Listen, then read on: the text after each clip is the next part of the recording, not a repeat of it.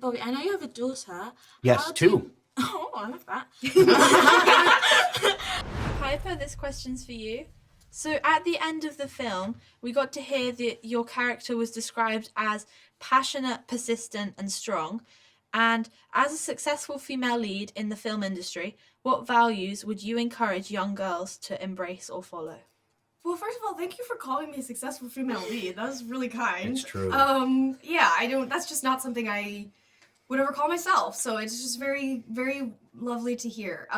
Advice I have is, I think I said this somewhere or sometime earlier this week, but it's true. To a certain degree, don't listen to what other people are doing. And don't let your decisions be led by what others are doing. Because even if that's the right thing for them, it might not be the right thing for you. And you just have to trust your gut, trust your instincts, and know that everything that's happening is what's supposed to happen. That ideal is the only thing that has gotten to me where I am today. Otherwise, I would have just dissolved. I don't know. You just have to kind of keep your head down and not focus on anyone else's journey, because it's gonna be so different from yours. And if you're focused on you and what you're doing and you love what you're doing, I mean, goodness follows, I think. Yeah. Bobby, this question's for you. Yeah. We see in the movie King George lets Mabel take charge in the attack against Mayor Jerry. Do you think it should be acceptable for men to be vulnerable in certain situations with women, and why? Yes, 100%. Yeah, I mean, as a male, now especially, we have to be better. We have to be better than we were yesterday, and I think that's the only thing we can do. Being in this role in this movie as King George and meeting Piper, and even just that question that you asked alone is so important for young women to hear, because to hear you say, like, it's hard for me to call myself that, like, I feel the same exact way. It's hard to talk about yourself in a good manner, but it shouldn't be. And that I've learned that through this and from her, and millions of little girls are going to learn how to be amazing women because of Piper and Mabel. And my job as King George is to support that and to make sure that I'm continuing to do that. And he's doing really well. I love you. I love you. So the next question is for both of you. And what was it like to play an animal and an animated character? And was it hard or difficult, or was it fun and easy?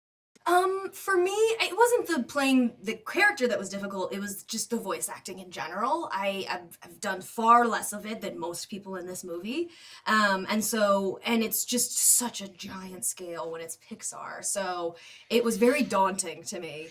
And I was definitely nervous that I did not know what I was doing. But yeah, I mean, once I got in the booth and met everybody else, it was really hard to be nervous because they're all such great people, and all of those people feel like home, and all of those people feel safe and feel good. So it is hard to then, once we got started, feel any sort of difficulty doing any of it. It's also towards you as well. Oh, can you repeat the question again? I'm sorry. What was it like to play an animal? Yes. The funnest thing in the world. Sorry. Good morning. Yeah, I had a blast playing this. Getting in that room with Daniel, especially because he loves it so much. Your energy you get fired up, and it's a very exhausting thing to do. But I enjoyed doing it for this movie. As we see the relationship, as we see the relationship between the grandma and the Mabel, which woman in your life inspired you? Oh no, I'm gonna cry. She's here. It's my mom. Yeah, she has 4 other kids. I'm not her only one.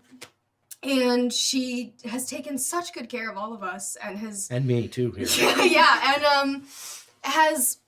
She has 4 girls, and every single one of us is so confident and so, strong-willed and hard-headed and unafraid of the world. And it's because of my mom and who she is and how amazing she is. I can't talk about this anymore. I know, now you're getting me now. Yeah. I mean, there's so many incredible women in my life, but I mean, she is the number one for sure. This is for both of you. What was your favorite part of making the film? Was there like a highlight moment or something? It changes every 10 days. I mean, like finding out we got it, like every step of this process has been a complete gift. But I would say sitting down at the premiere and watching it with an audience of people who were so excited to see it, and just my family, and seeing it with a community of people was beautiful. Yeah, I mean, I would have to agree with that. I think it's gone in stages how real any of this feels, and it's right now feeling more real than it has ever, but it still doesn't feel all the way real. But yeah, the biggest moment that kind of moved that needle was definitely the premiere, when it was like, oh, this is our movie and it's playing on this giant screen and people are laughing and people are crying. Like, oh when my all gosh. the moments were hitting, it was just, it felt, Yeah, really cool. feel very thankful that you're a part of something special. Yeah, love that. Again, if I was for you, how important do you think it is to see women represented in STEM, but also women of color? Oh my gosh, so You guys important. have the best questions of this entire life. I think I talked to one of your colleagues at the red carpet premiere a couple days ago, and they told me that for the first time since they started kind of asking this question, young girls are finally imagining scientists as women. When prior to that, they would just they would imagine a scientist, it would be a man. Definitely. Last year, the University of Louisville did a study that said young girls are finally seeing themselves as scientists. How important do you think it is that it's really nice, isn't it? Historically, when they thought of a scientist, they thought of a man. Yeah. But they're finally starting to think of a scientist as themselves. So obviously, in this film, the science team are women. Yeah. How important do you think that is for young people to see that representation on screen? Oh my god, that's so, I'm getting choked up at you saying that. That's so awesome. Oh my god. Which is so cool. And that's my answer. I mean, it's for that. You know what I mean? There's a reason that that's happening. And it's because there's more movies, there's more shows, there's more literature, there's more whatever it is about women in STEM or women of color in STEM. And the fact that, it's just exposure. If you see it more, then you just think it more and you just internalize it more and it just becomes your world. And it's so important. I mean, I clung onto Mulan when I first saw it, because that was the representation we had. Exactly. And she's great and amazing, but to think of the fact that there's going to be some little hapa somewhere that's doesn't have to choose Mulan because it's the only option, that blows my mind and is very, very special to me. To lead on, what would you say to overcome challenges to young women of color to make it in the industry? Don't listen to anybody. Don't listen to what anybody else says. Oh my gosh, I've heard so much crap from people who are in power, who think they know best. Yeah. There's people who aren't in power, who are just telling you what they think, even though they don't need to be talking right now. Just don't listen to anyone. Just do what you came to do. And it's gonna be great because you're doing it. That's it. So this one's for both of you again. Okay. So do you think that your character in the film has any similarities with yourself in real life? Nope. No, just kidding. Yes, I think I am very King George. I think I want everything to. I learned a lot from King George, meaning I'm at the time of my life where I'm realizing action matters. It's nice to keep everything at peace, and it's nice to do this, but action and doing things is important, and I learned that from King George. I'm a lot like Mabel. I think I dealt with a lot of my rage through playing Mabel. I think it feels very unwieldy at times when you're so angry. But to be able to take a step back and stop and breathe and let the world around you just sort of move is something I forget to do a lot. So having Mabel there to remind me was very, very helpful because we are quite similar. Bobby, I know you have a daughter. Yes, two. Oh, I love that. How do you make sure that both of them can go into future fields without their judgment being clouded as they are girls in this world?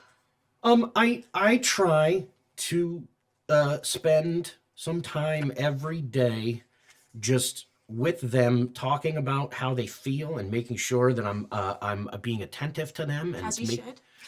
Yes, that's probably but it's harder than you think when you're working and doing stuff, and it's I'm trying to give them what my parents didn't give me, in the sense of it's a different time right now. It's a lot different to raise women now than it is when I was a kid. So I'm glad that I know the difference between that. I'm glad that they have a father who doesn't necessarily think the patriarchy is the right way to go.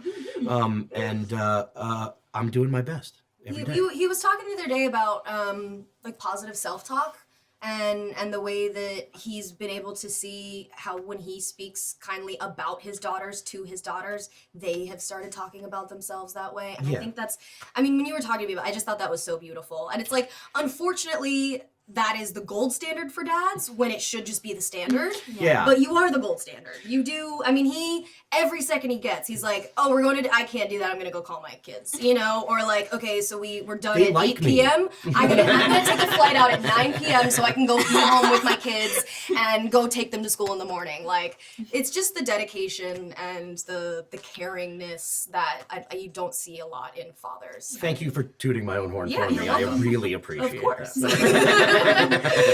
But yeah, I think that a lot of female empowerment starts with how your father speaks to you and treats you, and you're doing all right. Thank you. I'm trying.